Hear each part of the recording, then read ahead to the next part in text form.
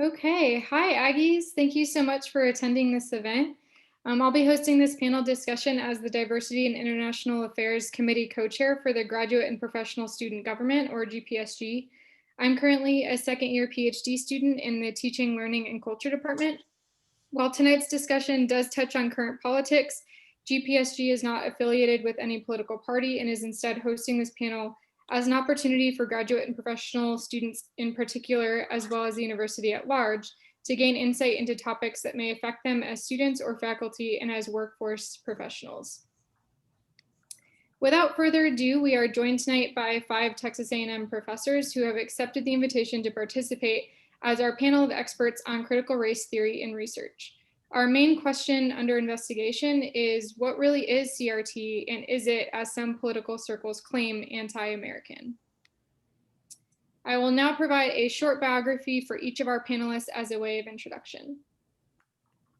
Dr. Jemima Young is a teacher educator and multicultural scholar in the Department of Teaching, Learning, and Culture at Texas A&M University. Dr. Young's multicultural and urban education research specialization investigates the academic outcomes of historically marginalized and minoritized populations, with a particular emphasis on Black women and girls. She teaches classes at both the undergraduate and graduate level related to culture, identity, diversity, social justice, foundations in education, and research methodology. In addition to her faculty role, Dr. Young has taught in K-12 schools and has served as a consultant in urban schools across the US. Dr. Young has scholarly publications in venues that include Urban Education, the Urban Review, the Journal for Multicultural Education, Roper Review, Teachers College Record, Equity and Excellence in Education, Theory into Practice, Multicultural Perspectives, and the Clearinghouse. Additionally, she's the co-editor of the book Cultivating Achievement, Respect, and Empowerment for African American Girls in Pre-K through 12 settings, implications for access, equity, and achievement. Dr. Young currently serves as the program chair for the AERA Critical Examinations of Race, Class, and Gender SIG, and founder and co-editor of the Journal of African American Women and Girls in Education.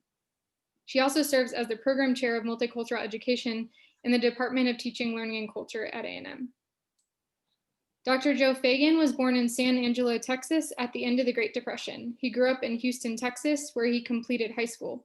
Graduating from Baylor University in 1960, he then moved to Boston, Massachusetts with his partner Clarice to begin graduate work at Harvard University in social relations or sociology. Completing the PhD program in 1966, he became an assistant professor at the University of California in Riverside. 4 years later, Dr. Fagan accepted an associate professor position at University of Texas, where he taught for 20 years. He served as scholar in residence at the U.S. Commission on Civil Rights. In 1990, he moved to the University of Florida, where he became the graduate research professor in sociology. In 2004, he came to Texas A&M as the LSC McFadden Professor in Sociology. Over the years, Dr. Fagan has done research work on a variety of racism and sexism issues. His book with Harlan Hahn, Ghetto Revolts, was nominated for a Pulitzer Prize, and Living with Racism and White Racism have won the Gustavus Myers Center's Outstanding Human Rights Book Award. Dr. Fagan is the past president of the American Sociology Association, which included chairing the program committee for the summer 2000 ASA meeting in Washington, D.C.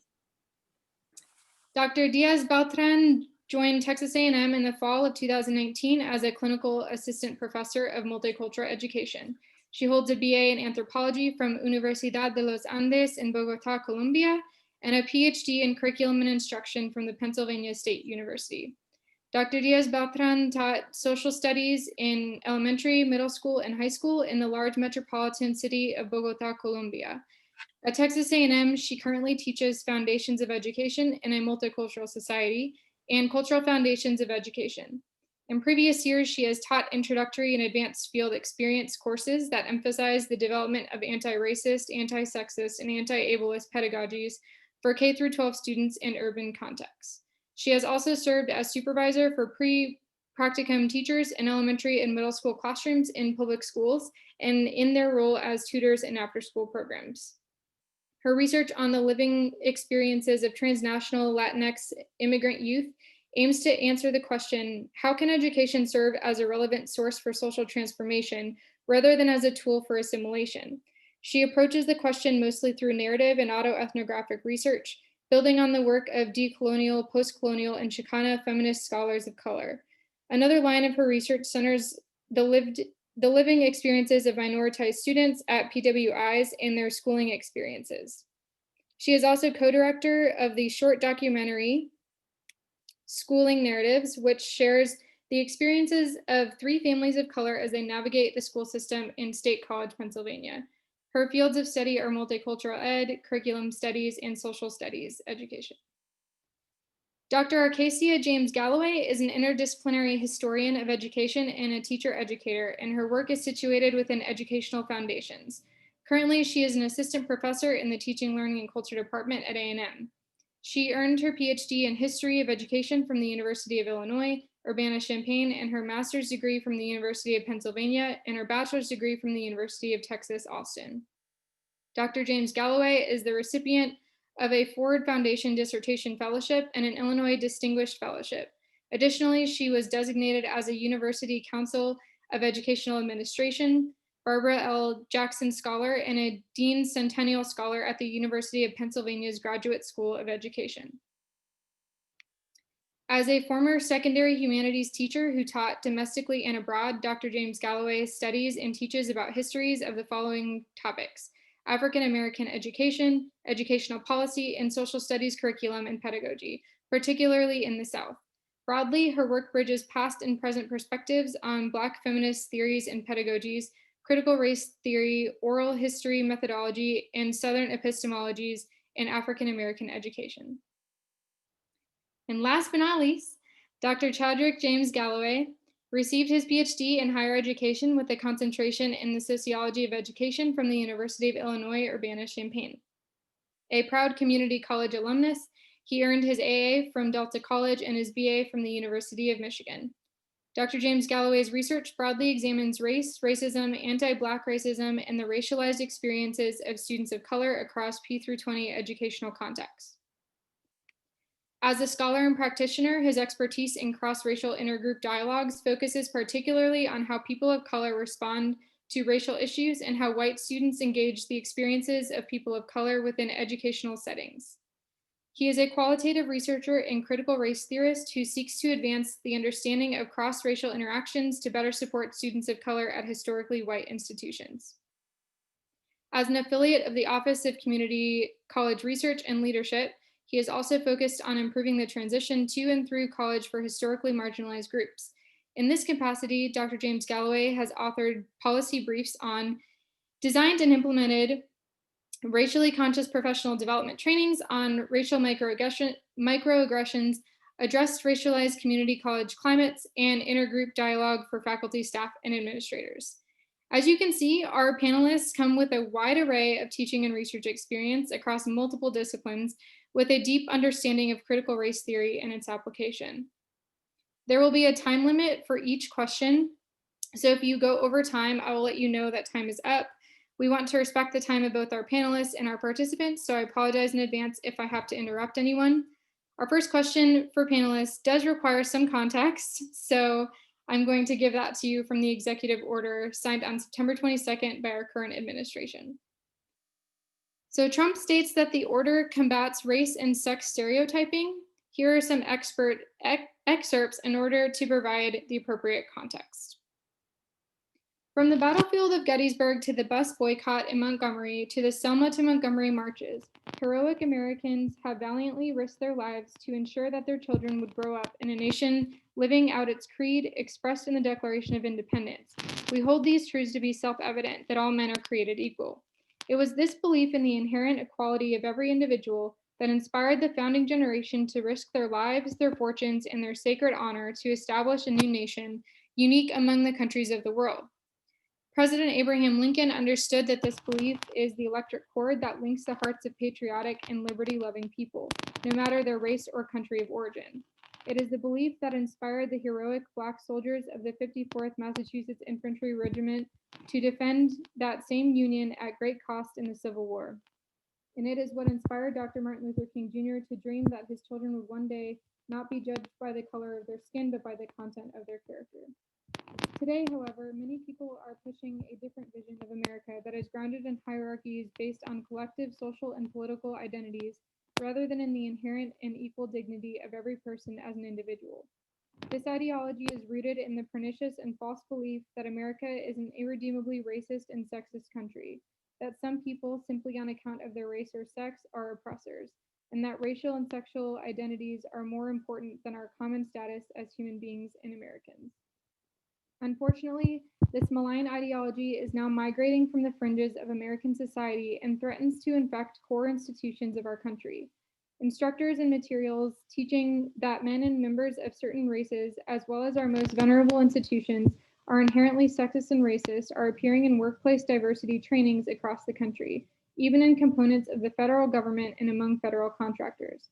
For example, the Department of the Treasury recently held a seminar that promoted arguments that, quote, virtually all white people, regardless of how woke they are, contribute to racism, end quote, and that instructed small group leaders to encourage employees to avoid narratives that Americans should be more colorblind or let people's skills and personalities be what differentiates them.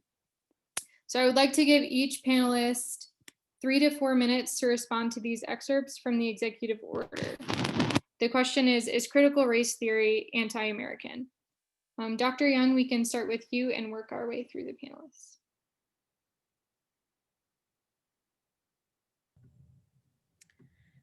So critical race theory tells us many things, and we usually begin with tenets of critical race theory.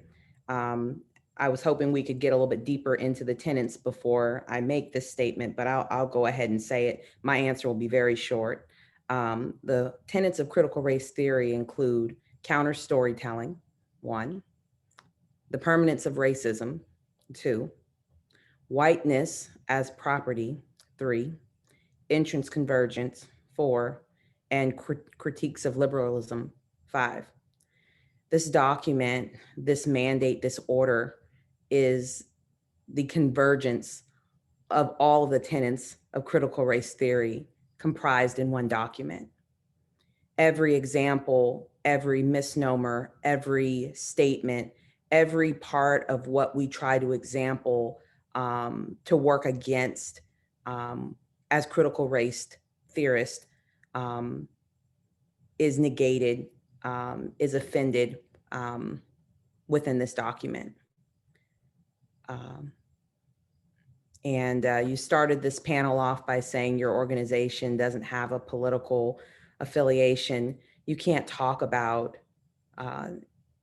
teacher education especially, but you can't talk about research. You can't talk about people. You can't talk about humanity without crossing those borders of politics.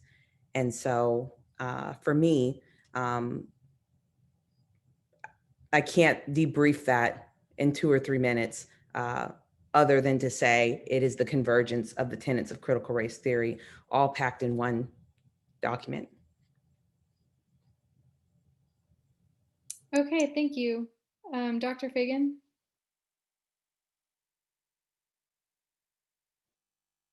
I think you're muted. Yeah, can you hear me now? Yeah. I would add to what Dr. Young said, that this is basically a propaganda statement written by the white nationalist aides to our white nationalist president. They demonstrate not only their racial privilege, but also their racial illiteracy. In addition to what Dr. Young said, this is just an illiterate document. For example, they talk about our elite white male founders as believing in the inherent equity of every individual. That's false. Flagrantly, empirically false. Most of the key players at the Declaration of Independence signing and also at the Constitutional Convention were white slaveholders, or they were elite white merchants or lawyers who collaborated in the slave trade for profit. They made quite clear in their own documents they were creating a white republic ruled by white men with property, including for many property and enslaved workers. So these white nationalist White House aides who wrote this document are basically illiterate about our racial history, and they want to rewrite it with myths denying that we're a systemically racist society.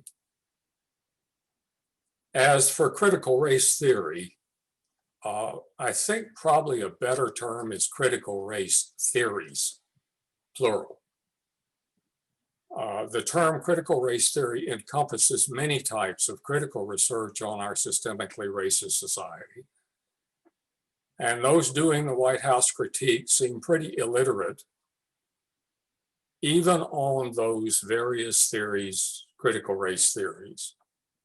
And I think the reason they are is because they're white nationalists who are attacking the whole idea of a critique of this systemically racist society, especially by scholars and activists of color. Because scholars and activists of color have been behind the development of most of what we're calling critical race theory.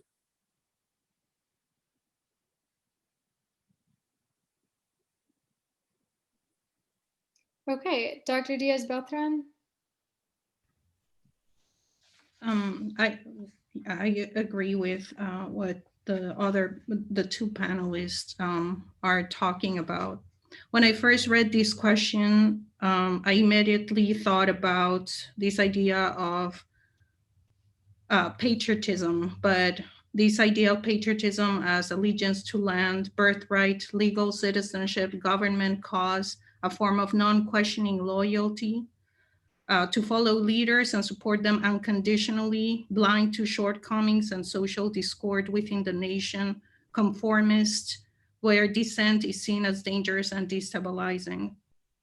However, living in a political community, it's a self-governing community, has principles that people are living together in a historical process to negotiate what their rights and obligations of members are. And talking about what Dr. Fegan was mentioning is not understanding that there has been a history of how these rights came to be, all the work, killings, and all the negotiation that goes into trying to generate a society that has equality.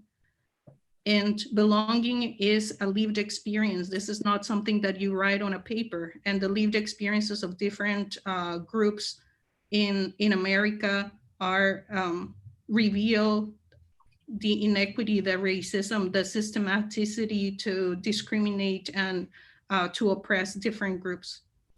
Race is a reliable predictor of school dropout, suspension, expulsion, assignment to special education, and the likelihood of being taught by unqualified and underqualified teachers. The teaching force remains overwhelmingly white, and urban schools are abandoned to neoliberal approaches to management and private ventures. That's a quote from Dr. Ladson-Billings. So CRT has centered the role that racial relations have played in American law, but also in the field of education. Race and racism as a central rather than a marginal factor in defining the explaining individual experiences of the law and its intersections with gender and class discrimination. This is a quote from Crenshaw. So critical race methodology in education and critical race theory seeks to understand the intercentricity of marginalized race, class, gender, immigration statuses as layers of subordination. It has an explicit commitment to social justice by offering liberatory or transformative responses to race, class, and gender oppression.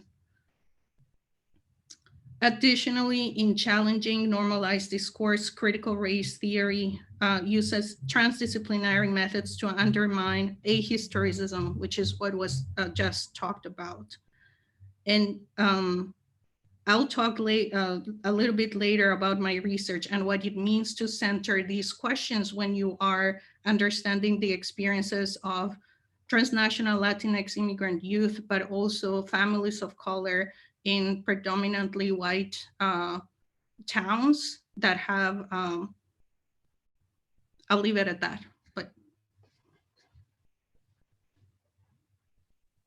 Okay, Dr. Arcasia James Galloway. So I don't know that I'll add much more. I think I'm going to echo much of what the former panelists have noted. I would just respond by saying CRT is probably the most American understanding of what the country is and has been since before its founding.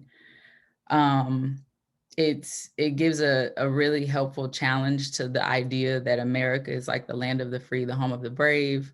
I think it exposes fault lines around the perimeter of what people conceive of as the American dream. And I think it helps us understand what the ongoing embodiment of is around like the regime of racial terror that, white supremacy, cis heteropatriarchal white supremacy represents. And it's just a really helpful way to assure particularly historically marginalized communities of color that there's not anything wrong with their understanding of what's happening to them, right? Of the persistent impediments and barriers that they face, right? The statement that you read makes it seem, it's like a form of gaslighting in many ways. And in reading it and interpreting it, as a person of a number of marginalized identities, you would read it and believe that your experiences are not consistent with the reality of, wealthy white men. And so to Dr. Fagan's point, propaganda 100%, and it's just if you take the diametric opposite of what the statement says and were to articulate that, that would be exactly what CRT tells us America is and has been since its founding. So literally baked into the fabric of the country are, the notions that the statement that you read attempts to position as oppositional to, the country that we're, in right now. So, yeah, and just to understand critical race theory sort of broadly, just to know that it came out of the legal sphere. So it's from, legal studies, but folks in education have created what they call CRT in education, or critical race theory in education. So that, I won't say it's separate, but it does have sort of its own genealogy. And so understanding that as like rooted in the mid-90s, as distinct, related to, but distinct from the critical legal scholarship that grew from, sort of the 1970s, really peaked in like the 1980s and onward, is helpful for sort of understanding its longer life in a different field than education. Dr. Chadwick James Galloway.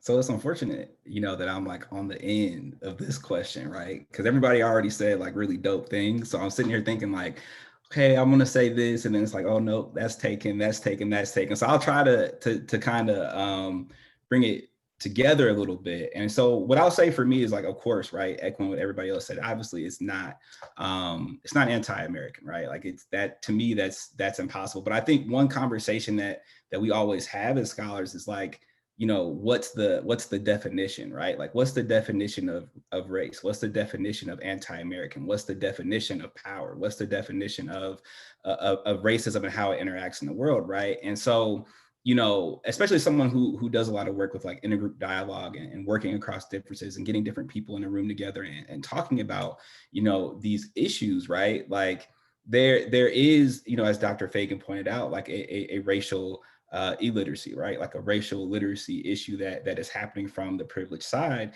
And that is very much about power and maintaining racial power, right? And so when we look at critical race theory and we really dive in deep, and it's something that I think should happen a little bit more, but critical race theory really challenges us to look at the historical context of these different issues within our society, right? It tells us to go all the way back, because going back helps us inform what's happening in the present, right? And so that is like that's a problem for some people who romanticize the past, right? Who, want to return to, the good old days that, was echoed in like the Supreme Court hearings, a couple of weeks ago, right?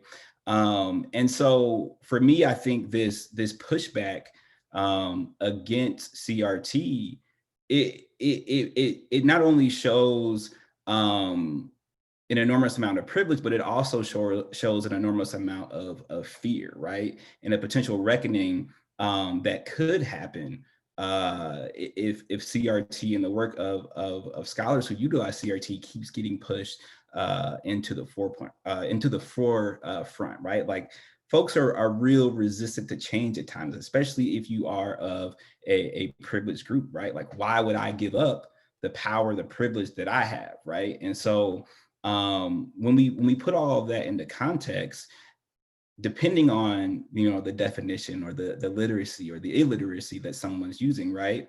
I think that kind of points us into like where and how these conversations and how these ideas and even how like this letter was written, right?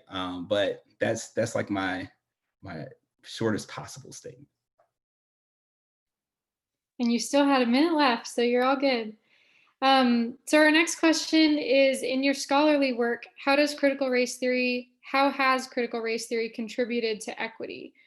So you'll have about 4 minutes each. We're gonna go the opposite direction. So we're gonna start with you, Dr. Chadwick James Galloway. Perfect. Okay, yeah, that's cool. So it's a really interesting question. I think for me, digging into to CRT, it's like, where are the holes? Like, where are the gaps that I'm trying to like find, right? And so I think for me as like a practitioner, as someone who's done a lot of work within community colleges, trying to find different equity gaps, right? Equity gaps that may cause different groups of marginalized students not to graduate, right? Not to matriculate into degree completion, which is the ultimate goal, right? And so for me, at least, CRT has been very foundational in terms of understanding where equity gaps may lie within certain institutions, really diving into not only their quantitative data, but also understanding like, how is race treated at this institution? How are these groups of students treated within this context? Who is graduating? Who is not graduating? Who is being admitted? Who is not being admitted, right? And so for me, CRT provides a lens for me to kind of look through and say, okay, well, if racism is endemic and we say racism is endemic, or CRT tells us that, then how is that showing up in this specific example or in this specific environment, right? And so whether it's working with community college students, whether it's doing my work with intergroup dialogues and cross-racial interactions, it's trying to understand, how is racism within this space, right? Because based on everything that we know about CRT, right, and its endemic nature, because racism is in our roots, right? The roots of this country, it's also going to be in all of our systems, right? It's going to be in the things that are created out of our systems. So for me, in terms of equity, it's knowing that more than likely racism or that racism is in this space, that it is impacting students. And so it's finding that. And then once we find it, it's trying to alter the conditions to improve equity for those marginalized groups. Okay, Dr. Arcasia James Galloway. So as someone whose work is largely centered in the past, because I look at the history of African-American education, I mean, that is CRT. I mean, that's like a firsthand, walk through, like CRT 101. This is how racism, anti-Black racism in particularly, has manifested in the educational, experiences and the institutionalization of racism in the US's past. So my main project, or one of my biggest projects, looks at the history of school desegregation from the perspective of Black students who desegregated. And CRT is a great, really useful tool to understand that process, that implementation process. in large part because school desegregation, and not just the K-12 level, but in the higher education realm as well, was and remains a really big interest of critical race theorists, both in education and in the legal sphere, who use the lens to examine that process as it's still unfolding today, right? We think about it historically, but there's a really large body of research that talks about continued segregation and in many ways resegregation. So how that's playing out today. But I would say that Derek Bell told us in the 70s, Derek Bell, excuse me, is whom many consider to be sort of the, I don't know if you would call him the grandfather or the father of CRT, but he is one of the main key players who really brought CRT to the fore. And so he has some work that talks about the idea of entrance convergence, the entrance convergence principle. Some people consider it a tenet of, some people consider it just sort of a principle or a proposition that informs the larger body of CRT. A very eclectic, to Dr. Fagan's, a very eclectic collection of ideas that aren't necessarily consistent across all writings. But the notion of entrance convergence is one that tells us, when we look at school desegregation specifically, when Derek Bell sort of brought that idea out, he told us that school desegregation in the US happened, essentially his argument is that it only occurred because the US was trying to make themselves not look as bad as some of their not Civil War, I'm a century before, some of their Cold War adversaries.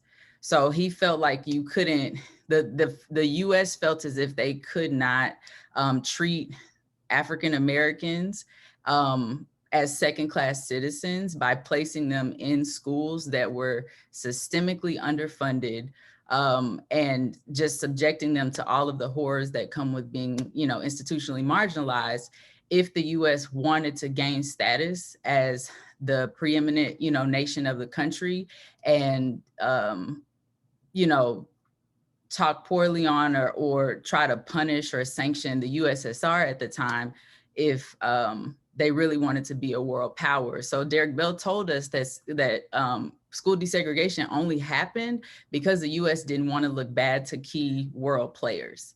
And so therefore, gains that looked like gains for civil rights that made the conditions and the lives of African Americans better only happened because white people had something to gain. It's not because it was good for Black people, it's because white people had something to gain in making sure that their sort of reputation or the veil or cloak over who they were was kind of maintained historically. So I think that's sort of a good overview of how CRT sort of informs my work historically. Dr. Diaz-Beltran? So I use, especially counter narratives is the methodology and the method that I've used in the past in my research. And I find this to be really valuable because it counters like erasure, historical erasure that doesn't appear in like the mainstream narratives of a town, for example, how they think about themselves, how they recognize themselves, especially in more rural areas. And I'm talking about Pennsylvania.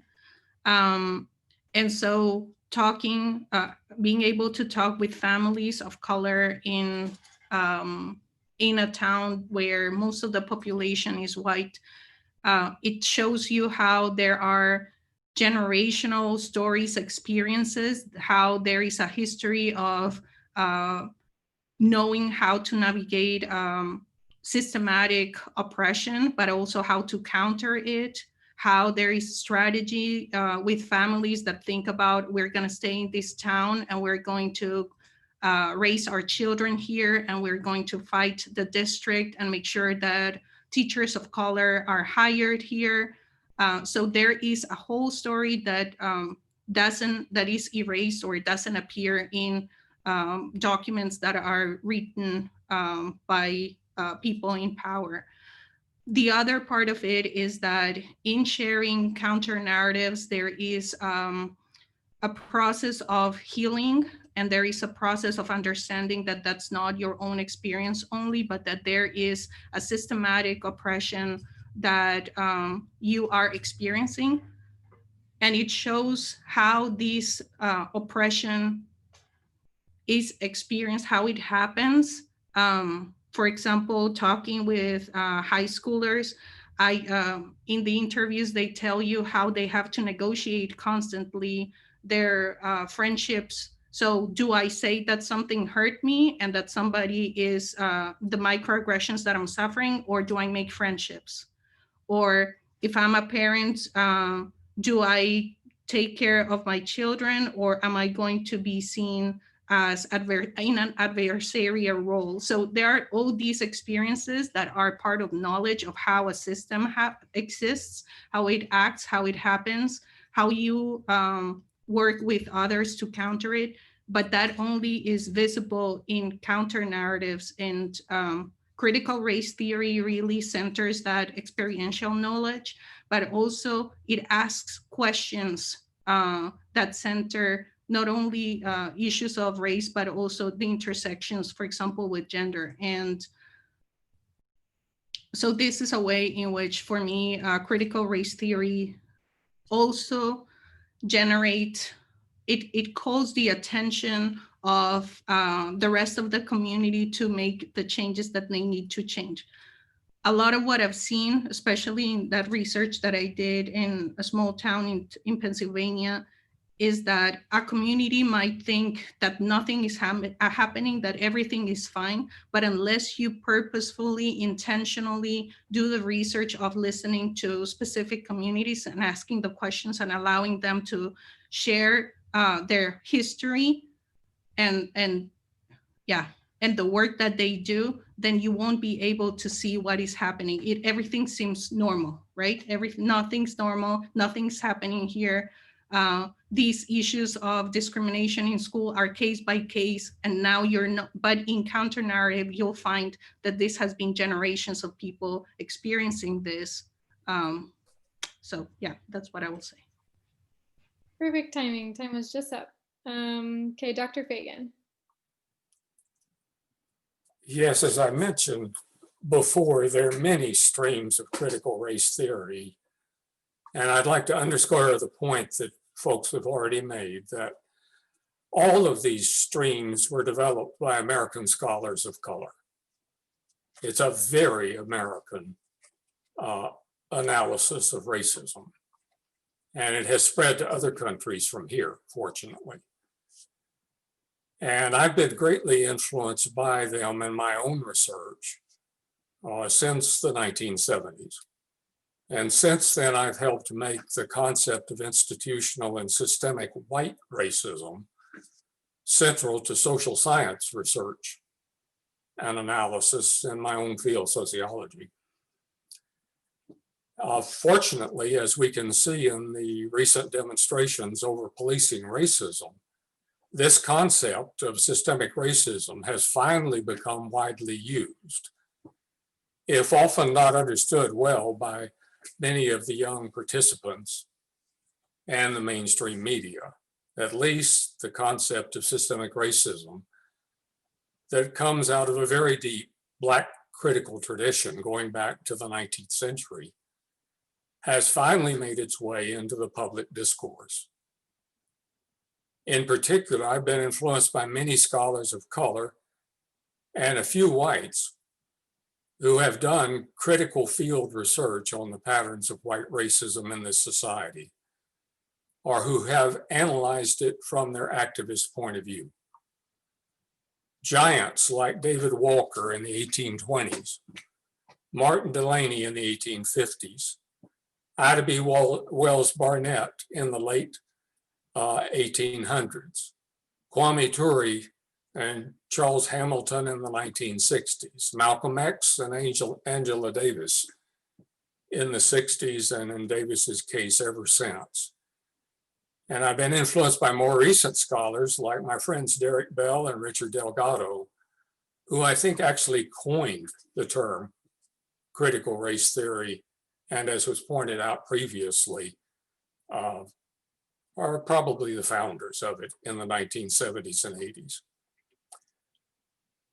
These and other critical scholars, as I said, mostly from communities of color, have greatly influenced my own work on systemic racism and the central white framing that backs that systemic racism up. I'll stop there. Dr. Young? Yes, so I'm going to take a little bit of a different kind of direction with this, because the question is like, how does your scholarly work in critical race theory contribute to the field? I was trained as a qualitative researcher, and in fact, I worked as an undergraduate student with Dr. Fagan. So excited to kind of come full circle tonight under his tutelage. I wouldn't be here otherwise. But I say that to say that after I graduated, my work situated very deeply in quantitative research. And so what I want to talk with you about is an understanding how critical race theory has also evolved. So someone mentioned like critical race theory, like the historical kind of precedence of that. I'd like to talk with you a little bit more about kind of the future directions and some of my work and what I've done as far as what we call quant crit. So you'll hear some phraseology of crit quant, which is critical quantitative research. And then there's what's called quant crit, which is quantitative research through a critical race theory lens. In quantitative research, we have these things called traditions, right? And some of these traditions are very deeply steeped in racism. The field as a whole, you can see many, many, many examples of this. So for instance, norm referencing white students is a very common practice in quantitative research. For instance, if you're doing like a regression analysis, you would dummy code and you would always, almost always, we see that you do this for white students as the reference group. In doing so, white students then become the standard. So whenever you think about this, those of you who are in education, so I see a lot of education folks in here, we talk about the achievement gap. How often do you see achievement graphs, charts, statistics, where it's comparing a subgroup to the standard? Like it says that the pass rate was 270, and here's how the group did. Almost always it is a comparison of groups, what we call between group differences, right? Statisticians would argue that white students are usually the comparison group because they're the highest performing group. But based on most large-scale data analysis, at least in social sciences, research tells us that Asian students are usually the highest performing group. So it then begs the question, why do we use white students? When you norm reference white students, they become the standard, right? A statistician might then try to deflect again and say that it's because white groups have historically been the majority group, like the demographic statistics literally say that they have had a long-standing history. When you look at these groups aggregated, minority versus majority, as a subgroup. This is kind of the epitome of the permanence of racism. And in quant crit research, we call this the centrality of racism. When I first started doing this work, I did not situate my research in crit quant research or quant crit research. And manuscript after manuscript, I would submit my work and I would not norm reference white students. I would say, here's how Black students are doing compared to the standard. And over and over and over again, I turned in 10 manuscripts and 8 or 9 of them would be rejected. And at least half of them would be simply on the premise that by convention, you should have a comparison group. And I would not. And I say reject, I use the term return, because you ain't reject, unless your name is Jesus, you ain't rejecting nothing of my work. So they return my manuscripts to me. And so when you think about that, quite literally, these reviewers are saying to me, hey, within this paper that's talking exclusively about Black girls, you're missing white girls. And without the context of white girls on this paper on Black girls, it has no merit. Think about that. This paper is solely on Black girls, and they're saying we're not going to accept it because it doesn't include white girls as a reference group. This is what we call whiteness as property. And then we also see this, I'm getting a little off 30 seconds. oh, you're not going to time me. Listen, I work, okay? I'm a little over time, but I'll take my other time because I need to get through, just this point just came to my mind. Like when you think about like the hard sciences, because I don't know if we have hard science folks in here, but like in medicine, for instance, when they do like these quasi-experimental designs, which is the gold standard in hard sciences, they do not have to have a representative sample. Think about that. A field so highly guided by ethics that says it's okay to do trials on drugs, vaccines, to create reference ranges for blood work without the participants being from representative samples. That's why we have African Americans who are prescribed ACE inhibitors for hypertension, when we know the research tells us that it's only effective for about 25% of African Americans. And in many cases, about 25%, it can actually cause their blood pressure to go up. But the gold standard, the research tells us, because it's not, from representative samples, that is the most commonly, the most appropriate drug to prescribe for European Americans. We see the same thing with blood work. African American males in particular have lower white blood cell counts. Oftentimes they're referred to oncologists and go through a whole cancer scare because those reference ranges aren't representative samples. This is just what we call racism. I can stop there, but I could keep going and going and going. But in my work, I use quant crit and crit quant research to use critical race theory more as a methodology than as a theoretical framework. That was kind of the point I was trying to get to, but I'll stop there because that'd take me another 5 minutes to explain. Thanks, Dr. Young. So this next question is for Dr. Fagan. Being a white man, does critical race theory implicate you as a racist? And in what ways, if at all, do you believe that you personally contribute to racism in ways that our other panelists do not? Well, the short answer on that is that I'm a recovering racist. I guess all whites are either racist or recovering racist. As I mentioned before, there are many critical race theories, and one of the central theories is the theory of institutional and systemic racism. And I consider that to be a foundational systemic racism. It's been here since 1619 as foundational to this country. This concept of systemic racism is backed by much research, data, and hundreds of field studies, including dozens that my students and I have done on everyday racism. This concept of systemic racism implicates all whites, including me, in that systemic racism. We whites created it in the 17th century, and we benefit from it continuing to the present day. We get much white privilege and unjust enrichment from that persisting systemic racism.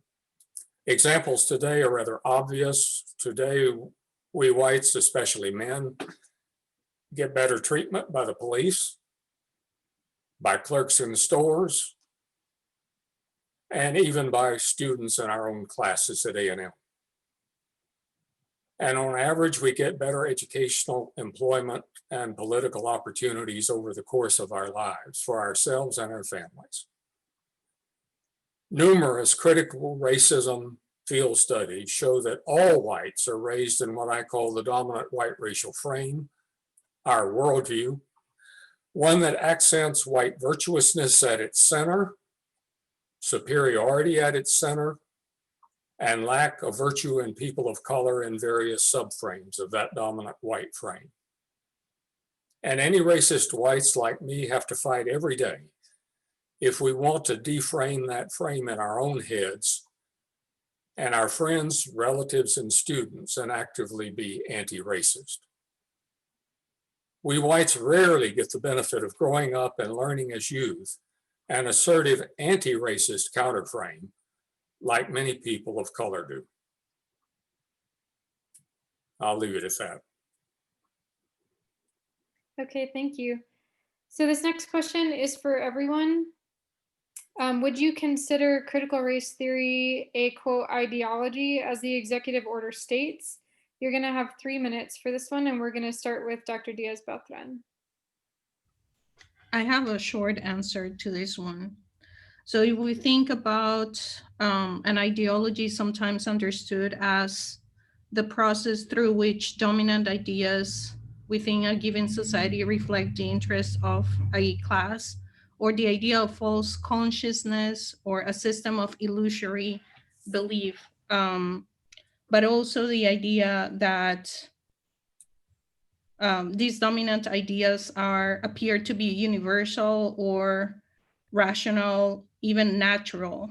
And in that sense, I would say that critical race theory kind of does the opposite. It's situating, is trying to provide historical context, is very much trying to do the opposite of normalizing or making a universal stance. It is very front of what the belief stances are, what it is doing, what the aims are. So my answer is no, by that definition. Thank you. Dr. Young?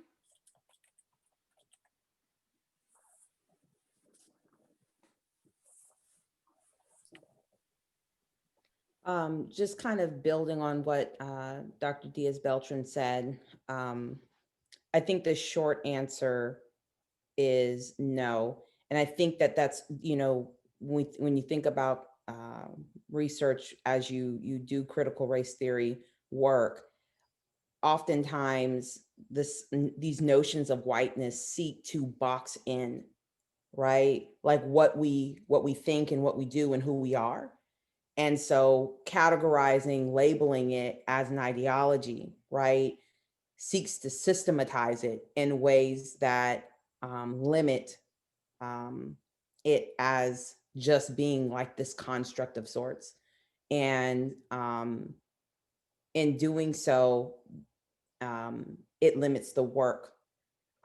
So I'm just not very keen on the executive order and hyper focusing on you know, how egregious it is that is even an executive order, right? Let alone the details therein. In doing so, in some ways, you can empower the document instead of understanding that its power is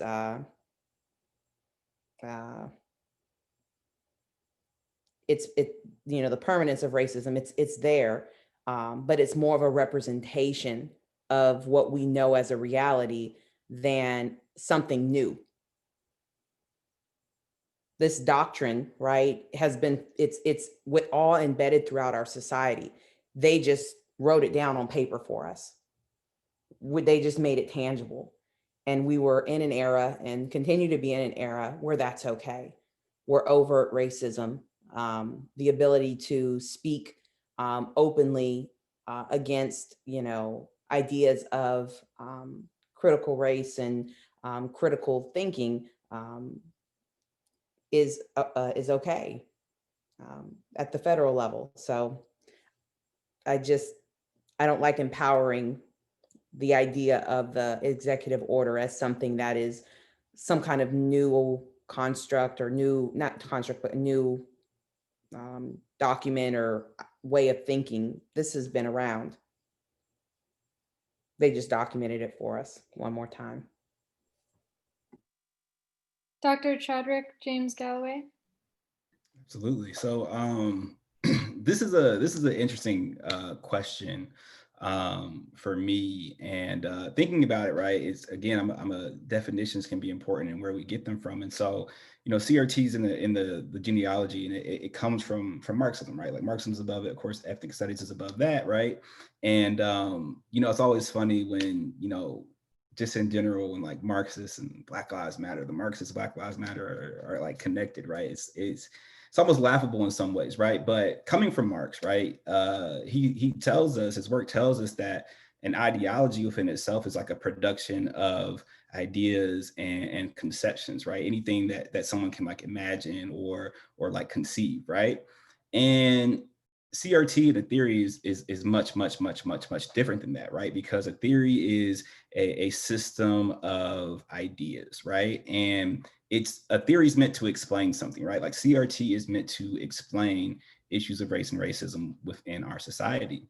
And so when we started this panel, when we started this talk this evening, Dr. Young started by giving the general tenets of critical race theory, right? Like she didn't just pull them out of thin air. You know, CRT scholars don't pull these tenets, these ideas out of thin air. They come from tangible issues that scholars point to within our society. And I think that's something that's really important to note and to state, right? The founders of this theory, the people that are still using this theory, are showcasing how it comes up within the lived experience of people of color every day within this country, whether it's within contemporary society or whether we go back historically, right? And so I'll just leave it at that, but absolutely not an ideology. Dr. Fagan?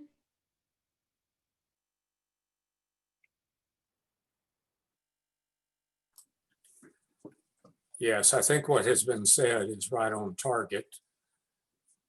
I would only add, I think, that the concept of ideology in quote marks for these white nationalist dimwits who wrote this means a perspective they don't like. That's all they mean by ideology. They don't have an ideology. Critical race theorists have an ideology. So it's just a brickbat they're throwing at it to say we don't like it. And I would add that all the critical race theories, the well-developed ones I know, are grounded in empirical data. They're not just a personal perspective, unsubstantiated. The studies I use, have contributed to, and read are grounded in extensive research on patterns of white racial oppression in this society. Research that these low IQ and lazy white nationalists in the White House would never do. It's quite clear from that propaganda statement that they didn't even do research on critical race theory. You know, it's just a dumb statement for openers. You'd send an undergraduate back to do the research over again. So they're amazingly lazy white nationalist aides in that White House.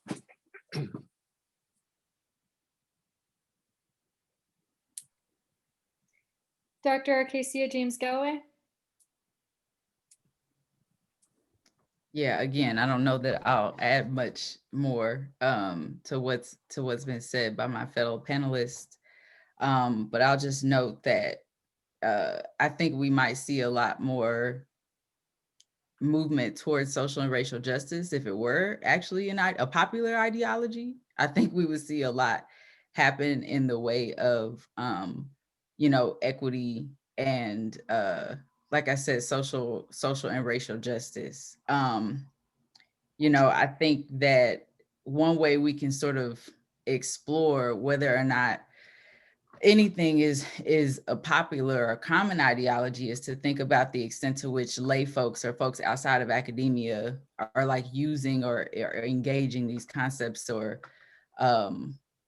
definitions. And I would definitely say CRT is still, for the most part, pigeonholed, in the academy. It's not something that's on the lips of you know, for example, like my family at a family reunion or whatnot. So, you know, while some marginalized folks may consider or entertain the idea that racism is pervasive historically, it's everywhere, and has always been, I'm not convinced that that is a very common understanding across society and across, you know, racial groups. So, you know, I don't think it's helpful. I don't think it gives us anything to consider it as an ideology. I don't know that that's, and which probably was part of the reason that they just threw the word in the statement. It's like, you know, this sounds menacing.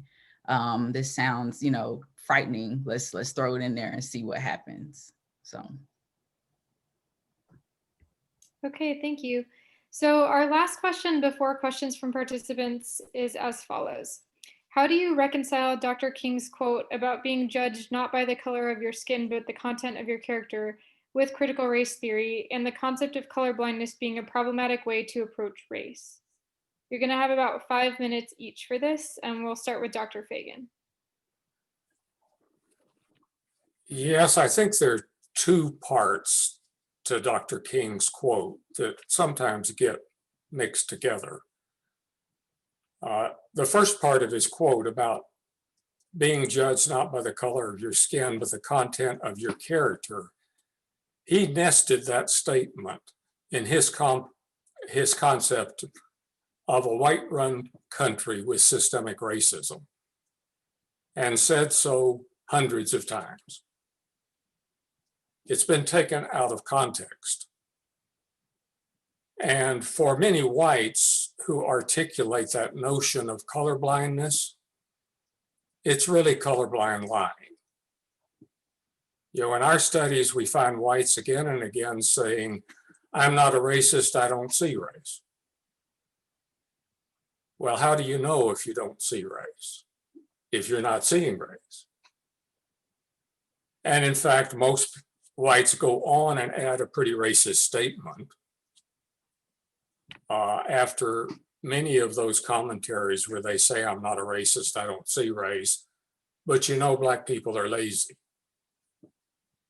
You know, they'll go on, or they'll maybe use a more sanitized version of that. I wish Black people would, you know, X, Y, Z.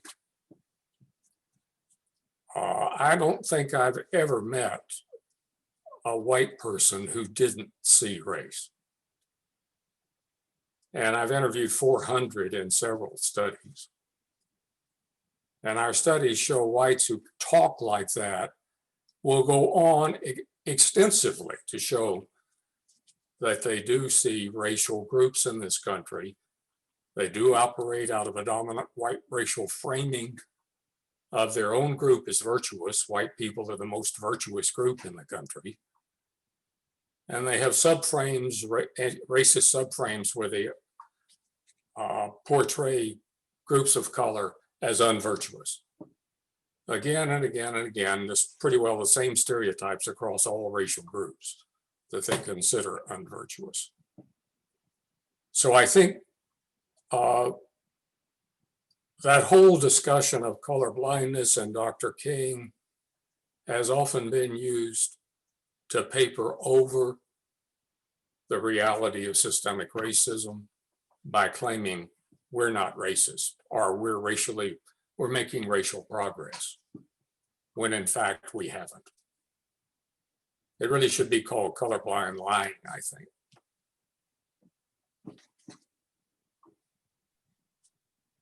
Dr. Arcasia James Galloway.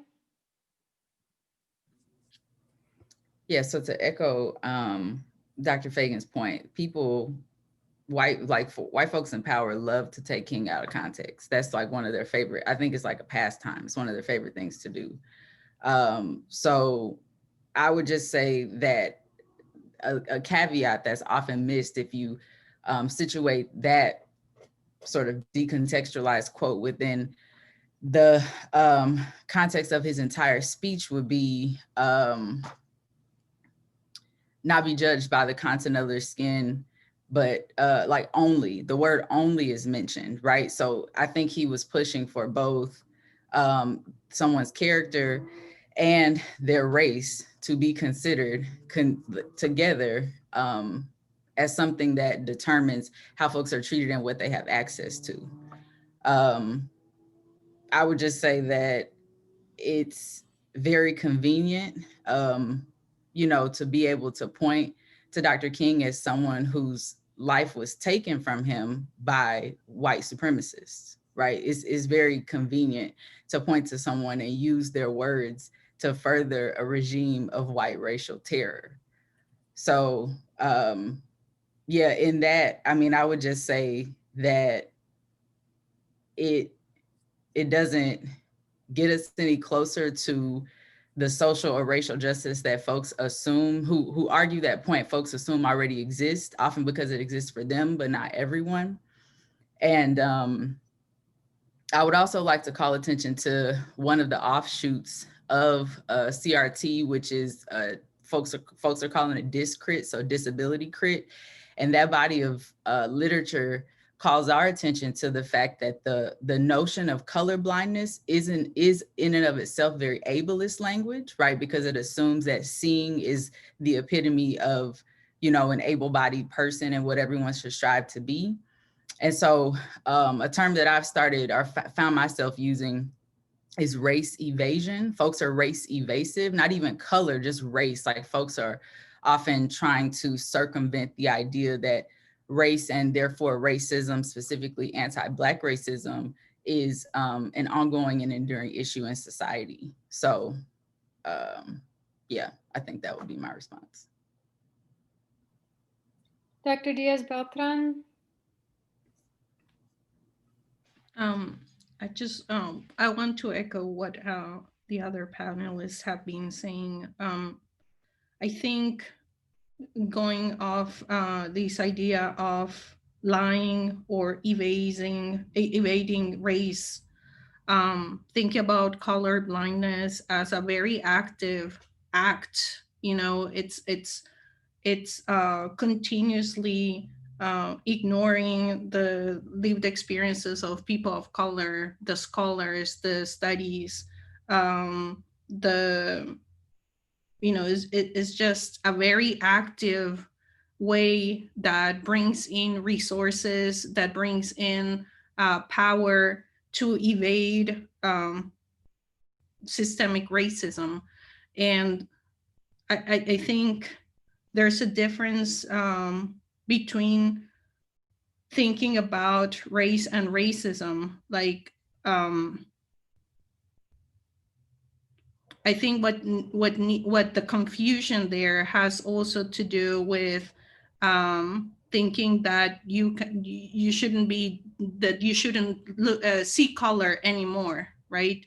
That you should all look the same, and that is exactly the opposite of what we're thinking here. Is what have been the experiences of different groups, and how has race played a role in generating forms of marginalization and oppression.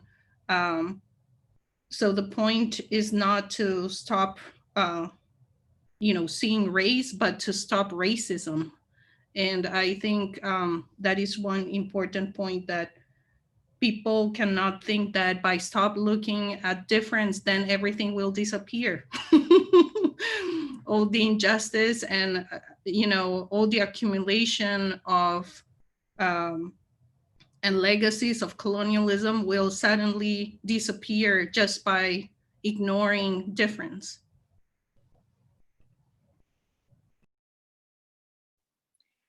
Dr. Chadrick James Galloway?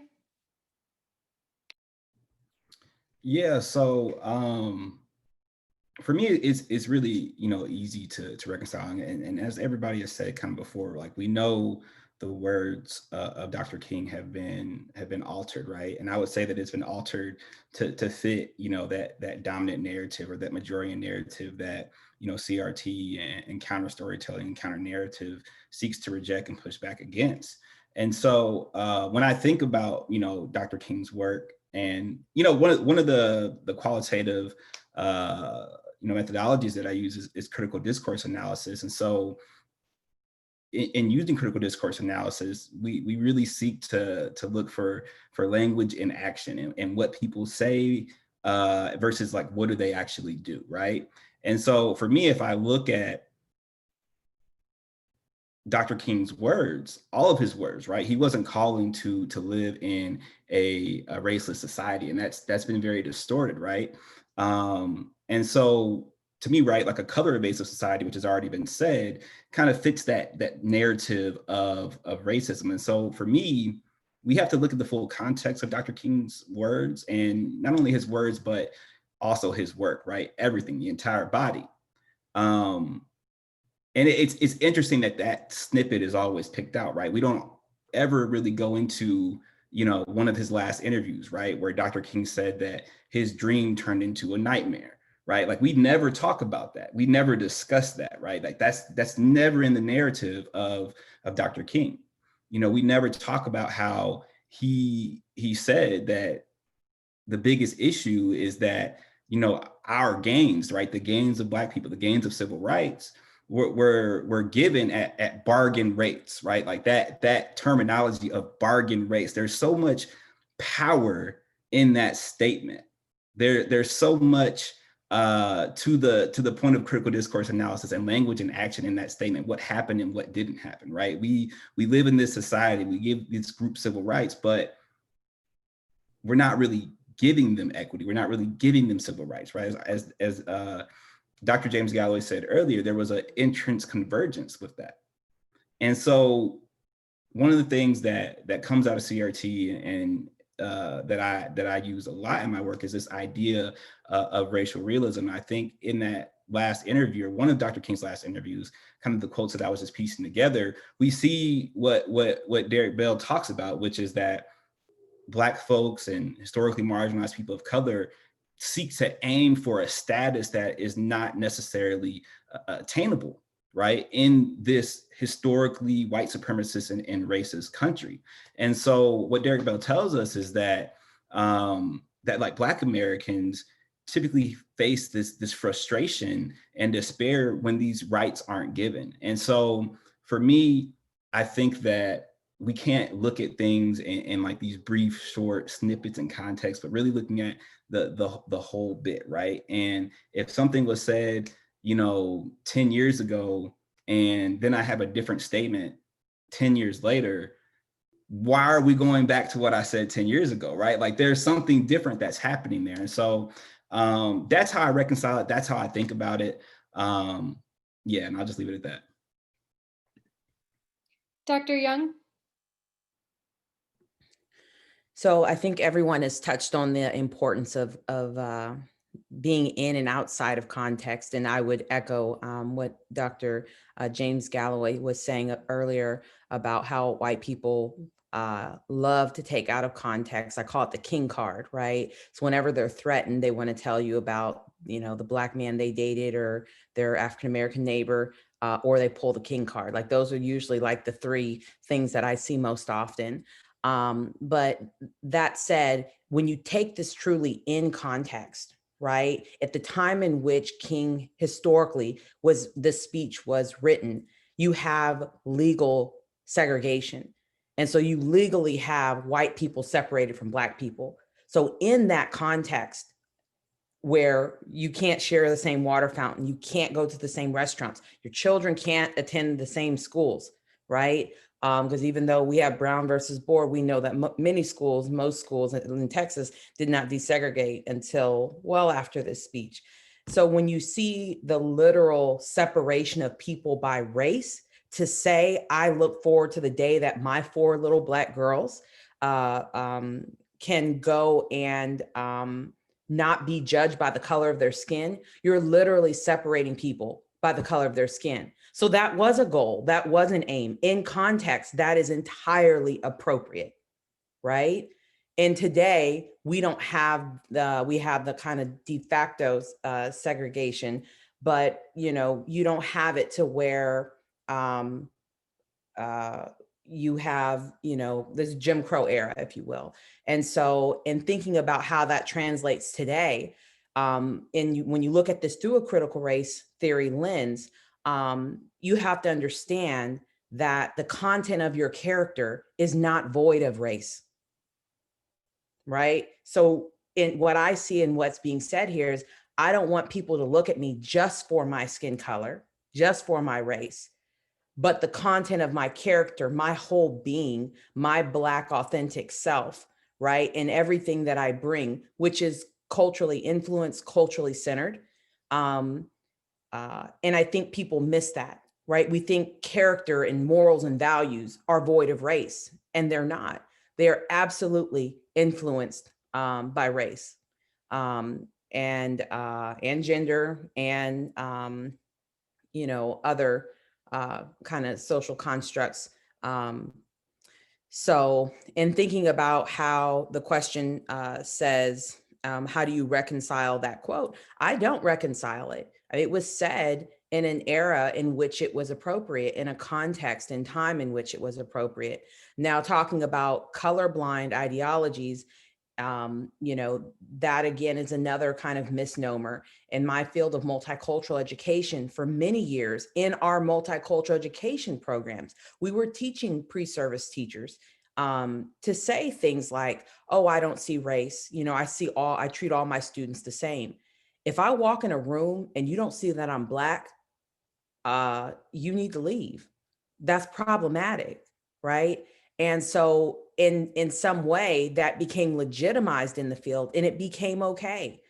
And so now we're kind of finally moving away from the colorblind ideology with quite a bit of resistance. But I think that the question, I want to be very respectful of the organizers of this event, because I know y'all put a lot of effort into this, but I want to challenge the question itself. You situating colorblind ideology juxtaposed next to King's quote is inherently flawed. They're not in the same context. They're not situated together. And in doing so, it's perpetuating the ideas that we can, kind of propagate Black values with white words. And that's inappropriate. I'll stop there. Thank you, Dr. Young.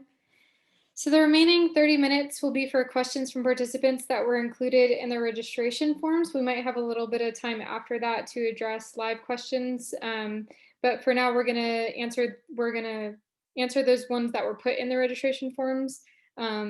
So we're gonna leave about 5 minutes per question, and not all panelists need to answer each question. So just you can answer them as you feel led. So the first question asked by one of our participants is, what are prerequisites to understanding CRT?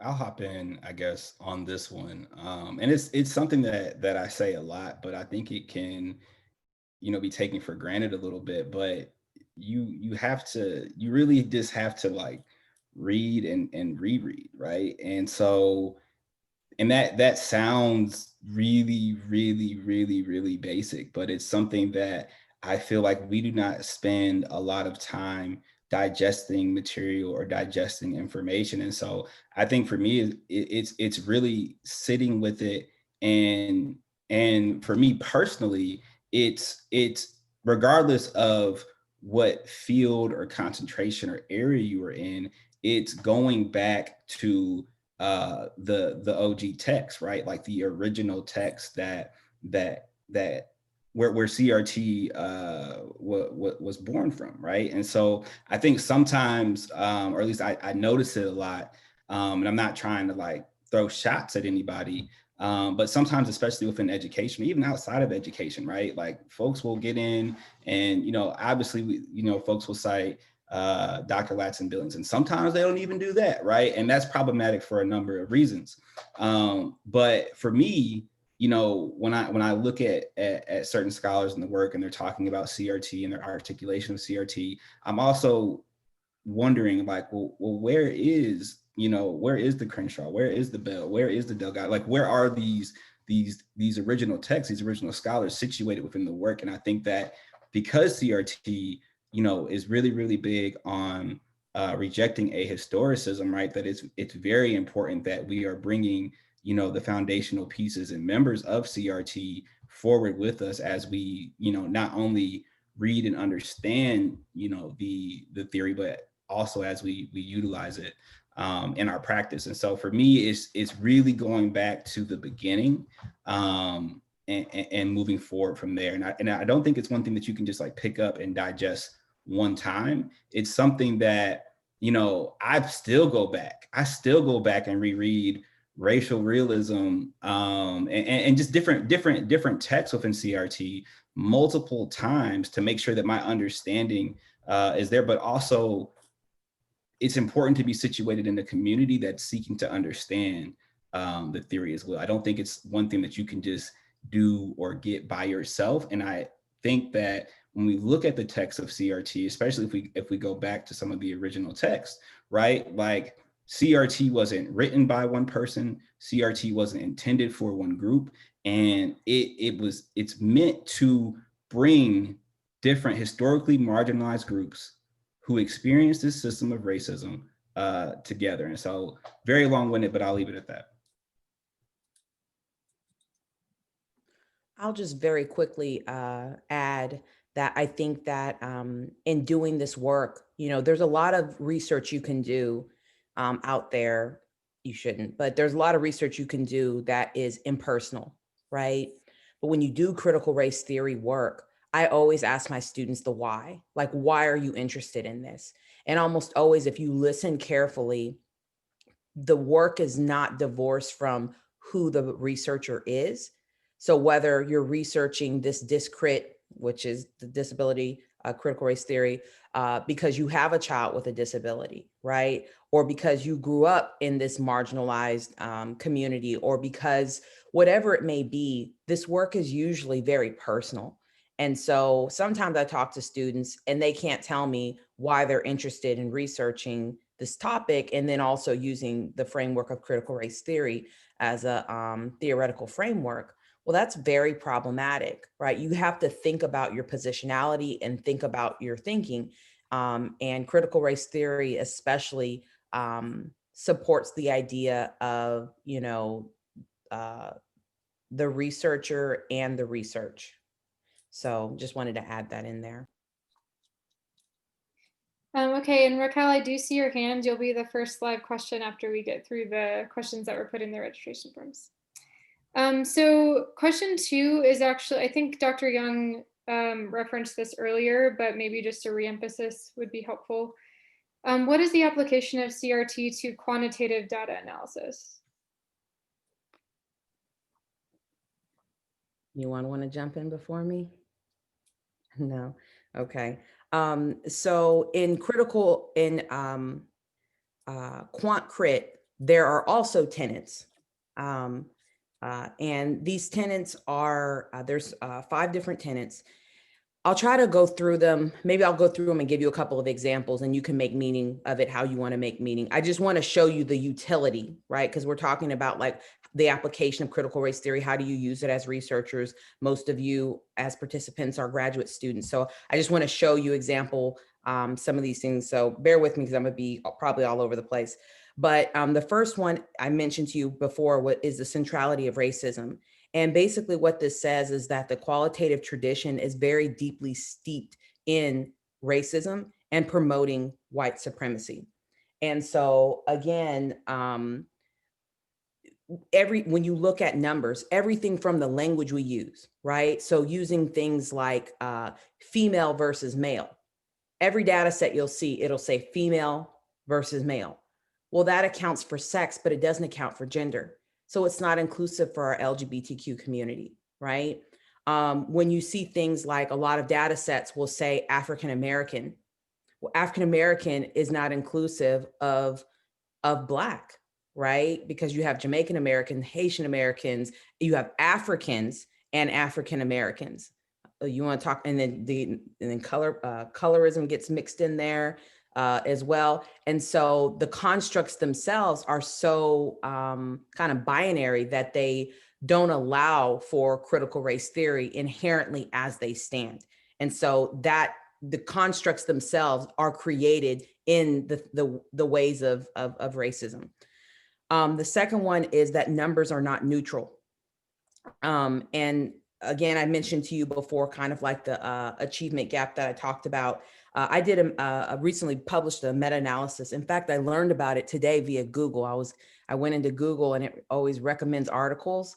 And I looked at this article and I was like, whoa, that's right up my alley. You know, it's looking at Black girls in math through a crit quant lens. And I was like, okay, I need to download this. I peeked at the abstract and I was like, this looks exactly like something I'm working on. And then come to find out it's actually my article. So, but in thinking about that particular article, one thing that I was exempling in there is, you know, the way that we present data findings, right? Our results. It'll say something like Black girls are 3 times more likely to be suspended than their white counterparts.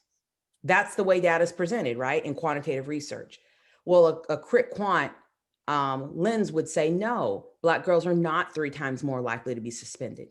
Schools are 3 times more likely to suspend Black girls. Let's get that straight, right? Because you don't suspend yourself. And it's the system that's imposing the oppression. And so quantitative research does not allow for that. And when I put that statement in there, do you know, Reviewer B came right back and said the wording of some of your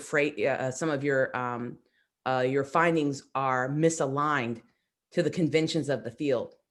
Reviewer B caught these proverbial hands, let me tell you, because I will not allow the numbers to be neutral, to be presented in a way, in a light that doesn't accurately reflect the conditions of Black girls in education. So the third tenet is categories are neither neutral nor given. And what this refers to is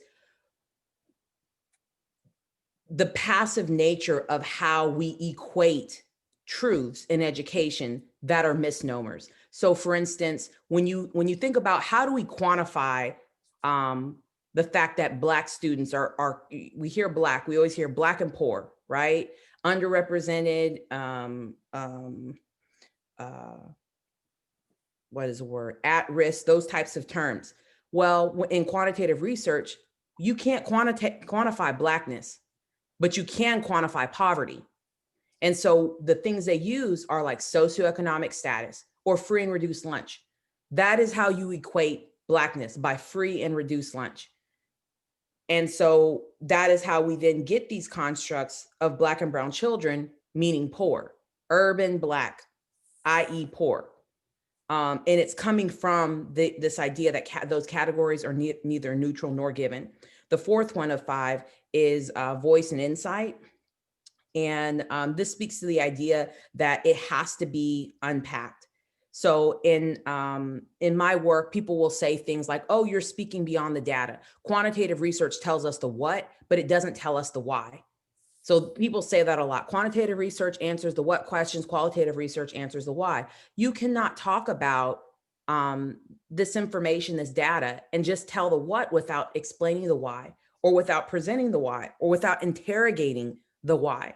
And so, with my particular work, I do what's called within group differences. It was so incredibly unheard of when I started it. And it's very simple. I'm not going to compare Black girls to other girls, white girls, Asian girls, any girls. I'm not going to compare Black girls to Black boys.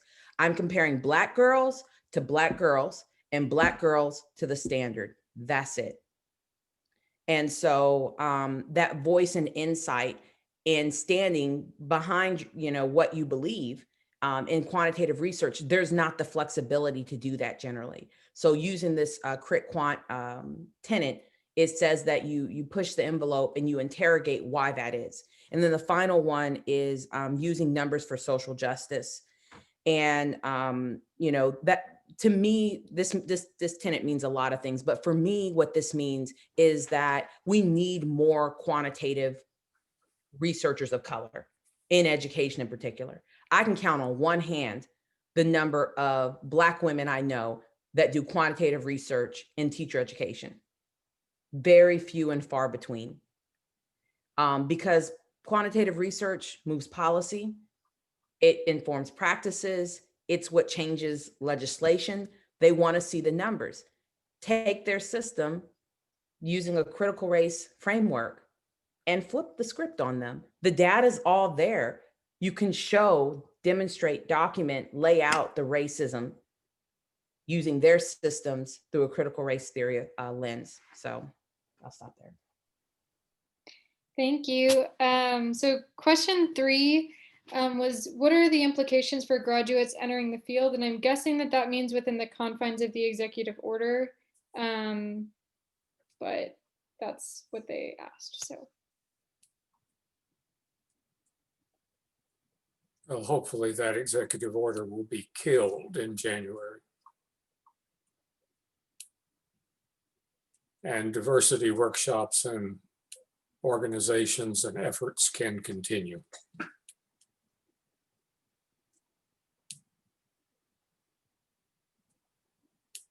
Any other thoughts on that one?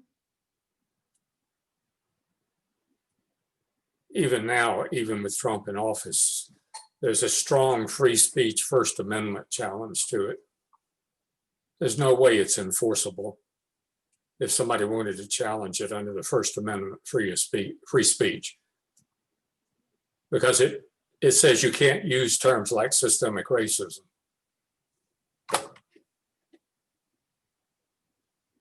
Really? Welcome to America, huh?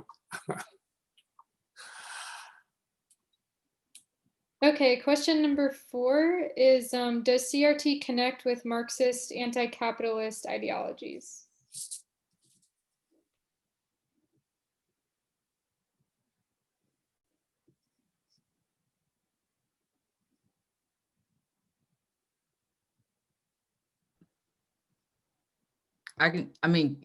It's rooted in critical theory, which comes from the Frankfurt School, like University of Chicago, early 20th century. And so it's rooted, it's related to a genealogy that's very critical of, who's sort of hoarding ownership to the means of production and all of those things. But yes, it gets us closer to a racial analysis than Marxism does, or perspectives that challenge capitalism, because you're implicating, or you're thinking about the implications of, the ruling class, if you will, and how that's related to these ongoing systems of structural, systemic, and institutional, racism. And so those are not, you can't really decouple those. Those are deeply interlinked and have been since the founding of the land on which we are now. So absolutely, I invite you to whoever posed that question, dig into some of the earlier CRT lit, because it lays it out, and then go to some critical theory sort of work, and it will be very apparent that they are tightly linked.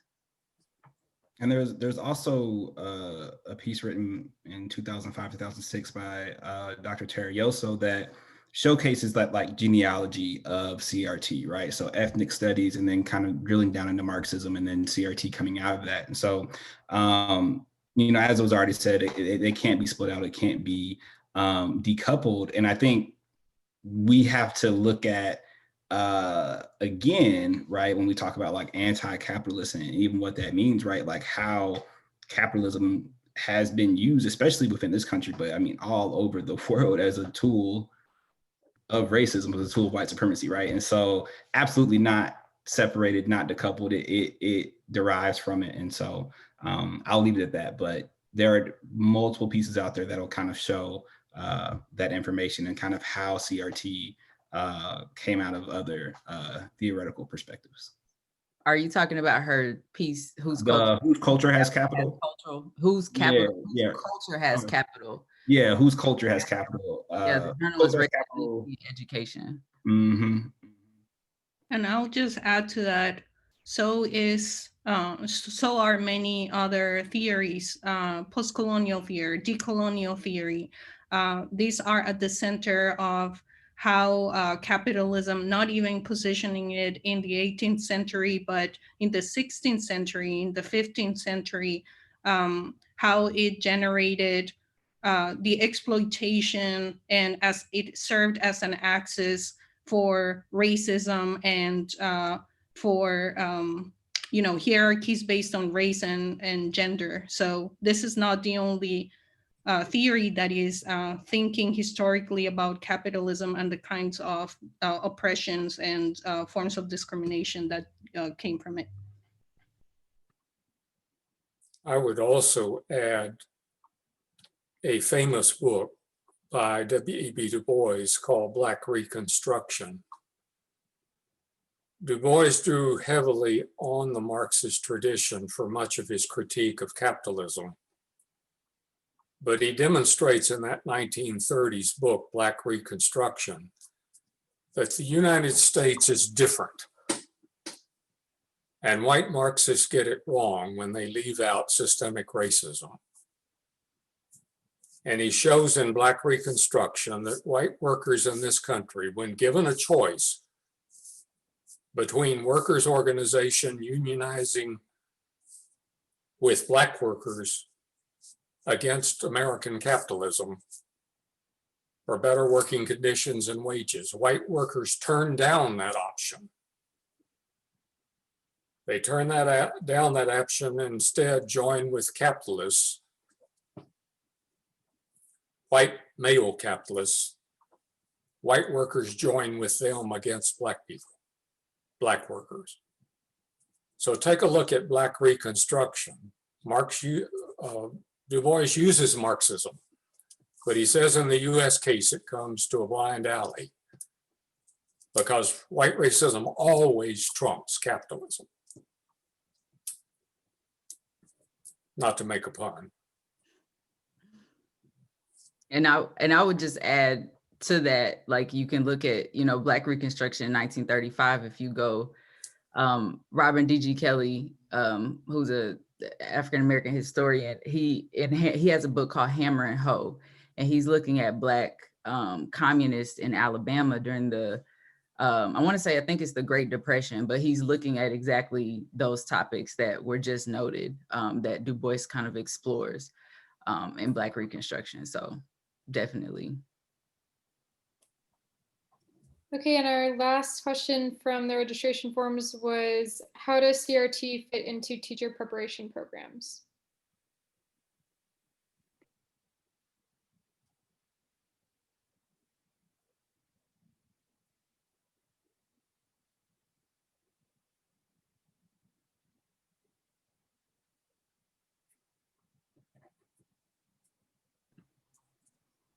So if we think about education, if we know that education is an institution that is thoroughly racist, then that means teacher education it's an entity connected to a thoroughly racist institution.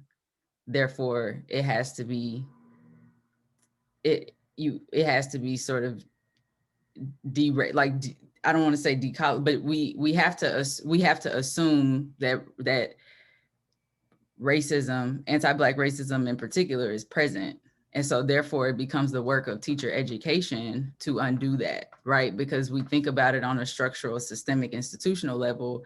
Well, there are individuals that carry that out. There are groups that carry out, these beliefs and enact harm. Like schools are harmful to many minoritized and many, if not most, minoritized and marginalized individuals. So, racially. So I find it a little difficult to think about how it's not, to be honest. And perhaps that's just a reflection of my experiences, like in institutions of public education, but it becomes the work of everyone, not just, teachers or other, educational stakeholders. It is something that, teacher education as a field, in addition to practitioners, need to be more willing to name, to articulate, and to confront, and to commit to working against and undoing, because we're not going to see the experiences of, racially marginalized students improve if we don't come to a common understanding and accept the fact that like white supremacy is wreaking havoc on, children and their families every single day in schools, whether it be on Zoom or physically in a building, like it's still being enacted. As I was saying at the beginning, if we think about race as a predictor of dropout, suspension, expulsion, assignment to special education when it's not, when it's based on racism. When you think about what does it mean to counter stereotypes that affect children of color, when you think about what it means to think about not including just cultural cute things in the curriculum, but actually thinking about epistemologies that come from different communities, from different ethnic and racial backgrounds, and you center those as knowledge-based, as worldviews, as linguistic backgrounds. All of these is just, it's almost like decolonizing the way in which schools are part of a systemic form of oppression. And so as Dr. James Galloway was mentioning, like you need to, if you're thinking about how racism generates marginalization in education, then you need to think in many different ways, whether those are policies, whether those are pedagogies, etc. So I agree. This is, you have to think in different layers.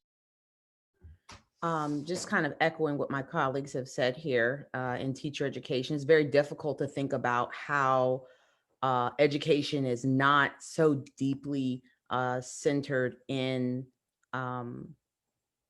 racism. I'd recommend Dr. Ladson-Billings' educational debt article, and where it really kind of breaks down categorically how this is something that in all facets of education and in teacher education. So we talk about K through 12 education, but in teacher education, where we're preparing these educators, what are the things that we see? Our students have to be in multicultural education. We have to mandate multicultural education. Sit on that for a second. I'm serious. Think about that. We literally have to force students to take one mandatory diversity course because they would not otherwise, right? And then they come into these courses with such poor dispositions and outlooks on education, treat students the way you wanted to be treated. Every aspect, I walked into a teacher's class a couple of weeks ago, and I saw the rule chart. It wasn't even one that she came up with. It's literally one she bought from the teacher education store. And it had all the rules. And every rule chart you'll see in a classroom, it says something about respect. Respect yourselves, others, and property. Respect, respect, respect.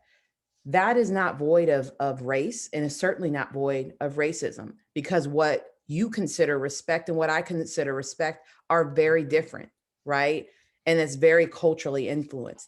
Every aspect of education, from the way we present ourselves and bring ourselves into the classroom, to the curriculum, to the interactions, to the structures, to the policies and legislation, every single aspect of education is so deeply seated in racialized and context, and very deeply seated in racism. I struggle as well to try to think of examples where it does not. And it always kind of baffles me how, we can have all these dissertations and research that don't look at, like, it doesn't make sense to me. I can't even fathom how you can study people and not do so in consideration of race.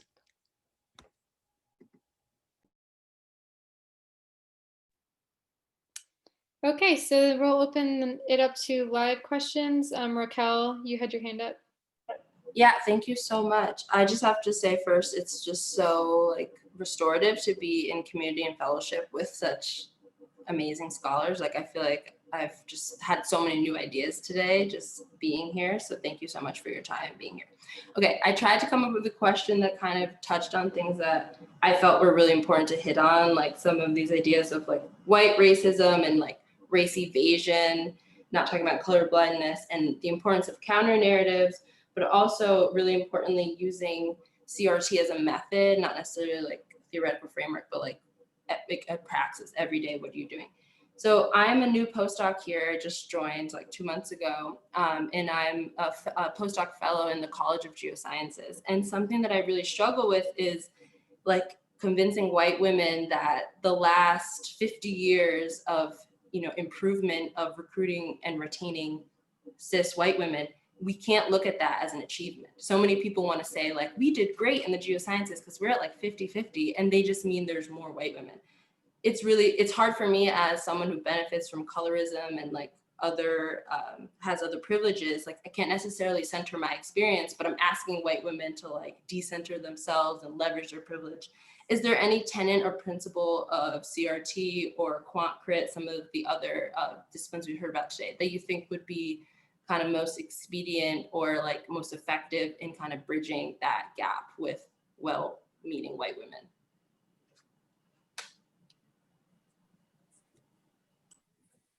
I would first start by saying, this is not a tenet. This is the truth. I'm very careful these days. This is me personally, of doing what we refer to as taking care of white women's feelings. Because we have this like that white savior complex of I did something good, right? And so I need to, 1, be acknowledged, 2, be put on a pedestal, and 3, have it, expanded, widely. And so for me, it's not about teaching them as much as showing them.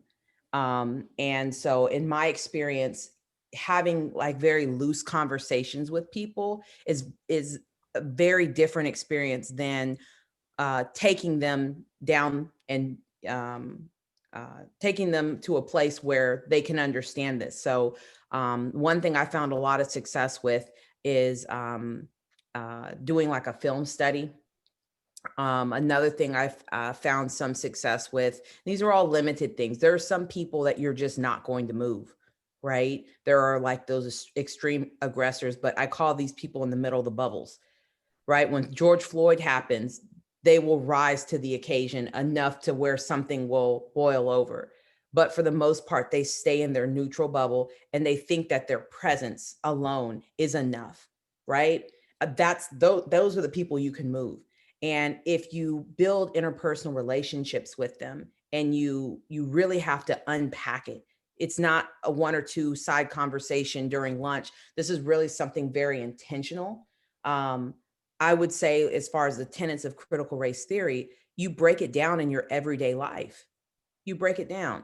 And I'm constantly reminding my colleagues, because when I talk to students, a lot of times they'll say things like, well, yeah, but you're the white male, heterosexual, middle class.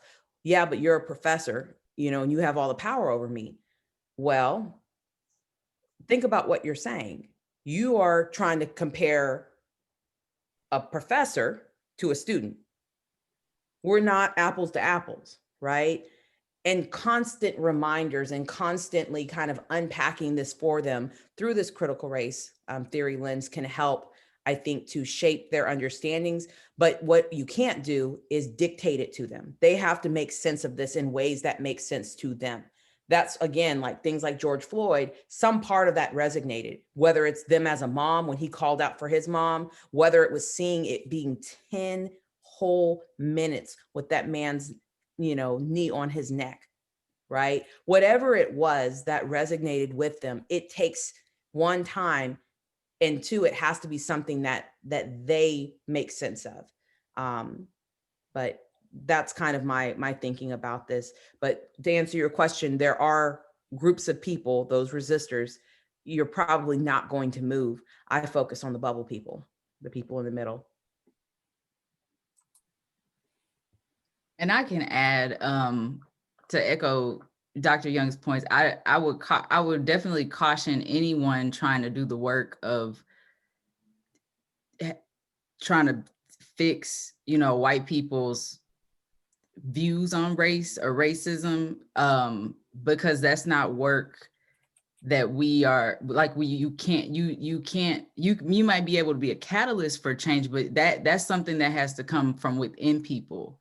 And you might plant a seed, but I would just caution anyone to make sure that they're maintaining a focus on like self-care, because that is an incredibly arduous task, right? And it can be very soul-sucking and draining and exhausting for little reward, if any at all. So I would definitely caution against that sort of framing of the issue, and maybe consider the notion of what Kimberly Crenshaw gave us in 1989, which, women of color, Black women in particular, had been telling us since at least like the 18th century, the notion of intersectionality. Because if you look at the body of critical race theory work, particularly around affirmative action, which there's a lot, that body of work tells us very clearly that the folks who benefited from affirmative action policies were white women, okay? But intersectionality helps us see that is, the oppression that white women face. The feminist women's movement showed us, every wave of it showed us, right, that they were incredibly averse to discussions about racism, because racism, anti-Black racism in particular, was so rife throughout the entire movement, all the iterations, all the waves.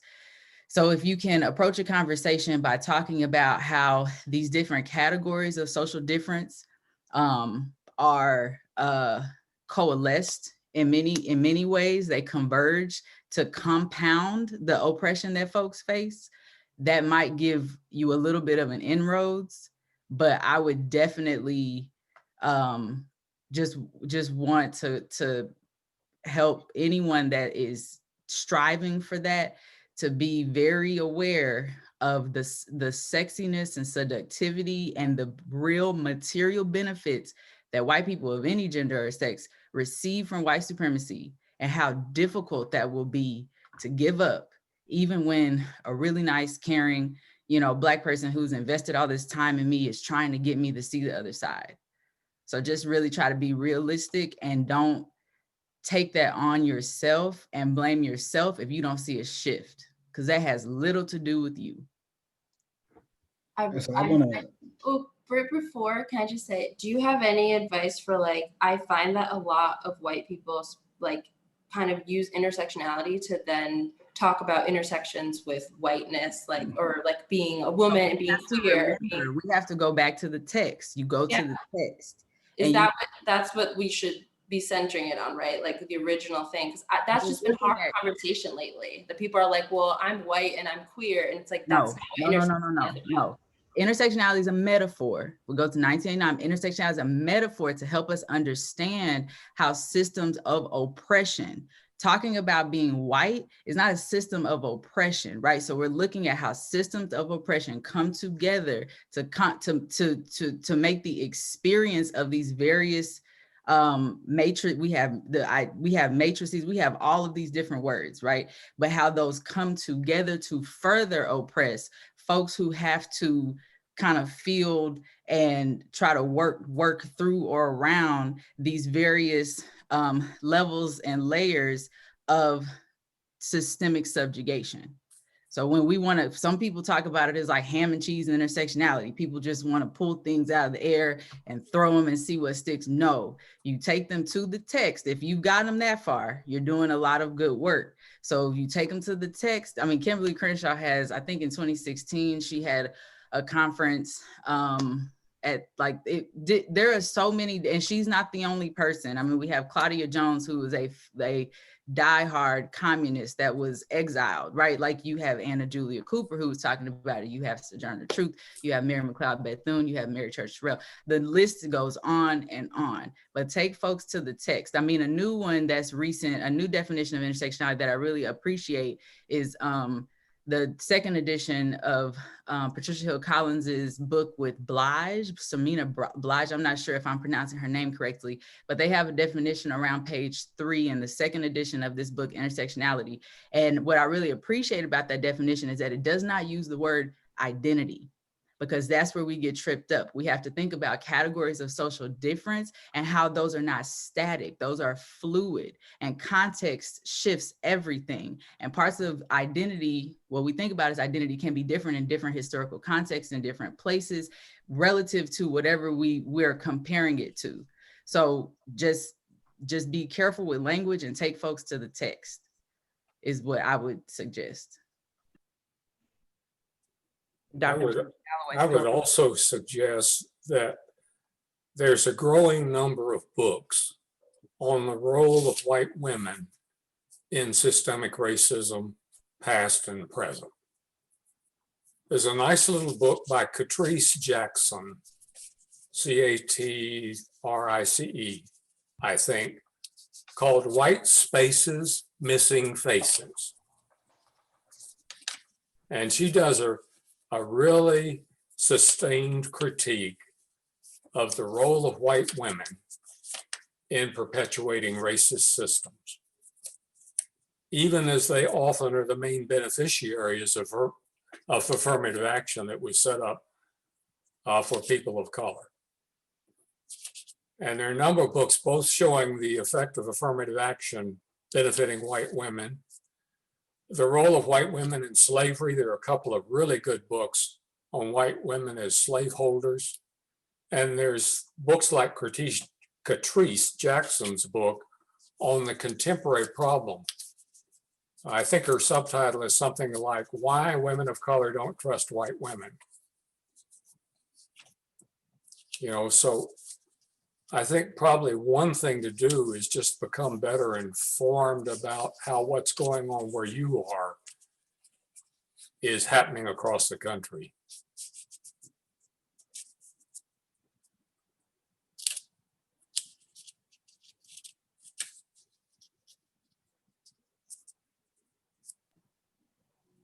If I can add a couple titles to the book list, there's a great one that came out last year called Mothers of Mass Resistance.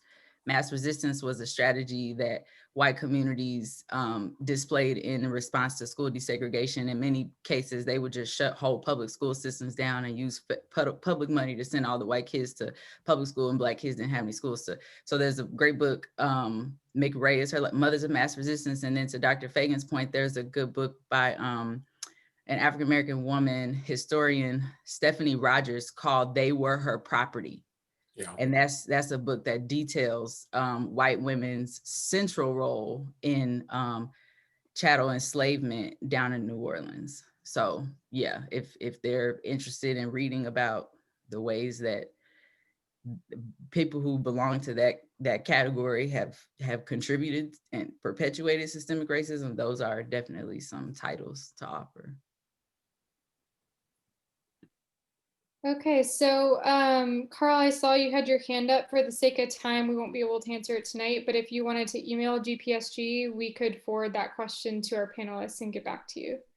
But that concludes our panel discussion for tonight. Thanks again for attending, and thank you to our panelists. We hope that the discussion left you more informed and more prepared to engage in conversations around race and equity. Thank you. Have a good night. Thank you all. Thank you, everyone. Yeah, thank y'all. Take care. Thank you. Thank you so much.